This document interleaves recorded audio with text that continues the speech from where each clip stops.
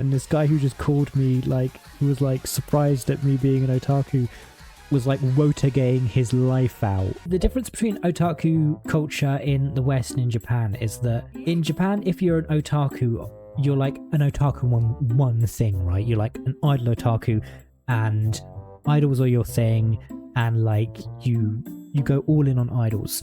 If it's anime, you go all in on anime. In the West, we tend to, because we have access to less material, you tend to like be spread, right? So, you know, you'll play like otaku associated games and you'll watch anime and you might be into idols.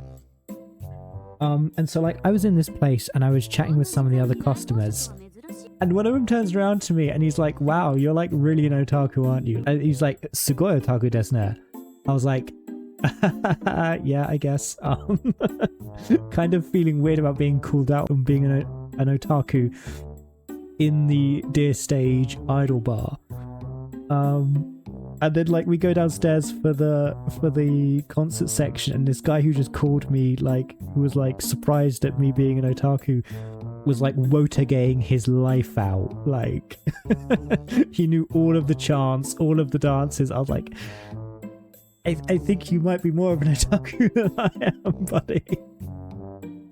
But it's just a different standard. So, you know, when you say, oh, I'm into this and this and this and this, they're imagining that you have the same level of interest in all of those things that they have in like one thing. So it like seems a bit overwhelming to them, but